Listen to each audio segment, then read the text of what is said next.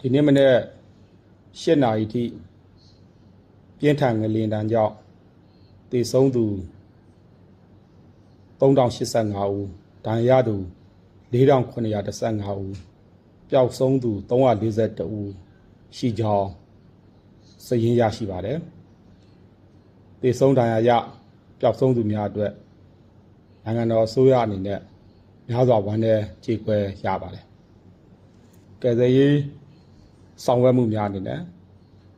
ရုရှားတရုတ်အိန္ဒိယထိုင်းစင်ကာပူမလေးရှားဘင်္ဂလားဒေ့ရှ်ဗီယက်နမ် UAE လာအိုဘီလာရုစ်အင်ဒိုနီးရှားဘူတန်ဖိလစ်ပိုင်ဂျပန်နီပေါပါကစ္စတန်တရုတ်ဟောင်ကောင်နိုင်ငံပေါင်း18နိုင်ငံကကျွန်တော်တို့လေယာဉ်စီးရေစုပေါင်း59စီးနဲ့ကုညီကယ်ဆယ်ရေးပစ္စည်းများရောက်ရှိခြင်းကယ်ဆယ်ရေးဝန်ထမ်းများရောက်ရှိခြင်းရှိပါတယ်ကယ်ဆယ်ရေးဝန်ထမ်း1566ဦးကျွန်တော်မလင်တန်တဲ့ဒေသတွေမှာကယ်ဆယ်ရေးလုပ်ငန်းများဆက်လက်ဆောင်ရွက်လျက်ရှိပါတယ်ထောက်ပံ့ရေးပစ္စည်း418တန်နဲ့ကယ်ဆယ်ရေးပစ္စည်း941တန်ရောက်ရှိပြီးဖြစ်ပါတယ်ဒါတွေကတော့လေကြောင်းကနေရောက်ရှိတဲ့အကူအညီတွေဖြစ်ပါတယ်ဒီကယ်ဆယ်ရေးလုပ်ငန်းများအနေနဲ့လည်းဒီနေ့အထိကျွန်တော်တို့ဆက်လက်ဆောင်ရွက်လျက်ရှိပါတယ်နိုင်ငံတကာမှကုညီကယ်ဆယ်ရေးအဖွဲ့များရဲ့ကြိုးပမ်းဆောင်ရွက်မှုစေးအဖွဲ့များရဲ့ကြိုးပမ်းဆောင်ရွက်မှုကုညီထောက်ပံ့မှုတွေအတွက်ထူးပင်ကျေးဇူးတင်ရှိကြောင်း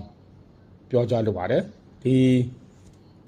ကုညီကယ်ဆယ်ထောက်ပံ့မှုတွေနဲ့ပတ်သက်ပြီးမနေ့ကကျွန်တော်ပြောသလိုတရားဝင်သက်ဆိုင်ရာနိုင်ငံတွေကတန်ယုံစစ်တန်ယုံတွေနဲ့ဆက်သွယ်ပြီးမှဒီဘက်မှာရှိတဲ့မြန်မာနိုင်ငံမှာရှိတဲ့ကျွန်တော်တို့နိုင်ငံခြားရေးဝန်ကြီးဌာနသဘာဝဘေးအန္တရာယ်ကုညီကယ်ဆယ်ရေးအတွက်ဖွဲ့စည်းထားတဲ့ဒါသဘာဝဘေးအန္တရာယ်စီမံခန့်ခွဲမှုအဖွဲ့တရားဝင်ဆက်သွယ်ပြီးဒါဆောင်ရွက်ပေးကြပါလို့လည်းမေတ္တာရပ်ခံပါတယ်ဒီသဘာဝဘေးအန္တရာယ်ကနေပြီးကုညီကယ်ဆယ်ရေးလုပ်ငန်းတွေပြန်လည်ထူထောင်ရေးလုပ်ငန်းတွေကိုအစိုးရအနေနဲ့အင်တိုက်အားတိုက်ဆောင်ရွက်လျက်ရှိပါတယ်ပြည်သူလူထုအားလုံးကလည်း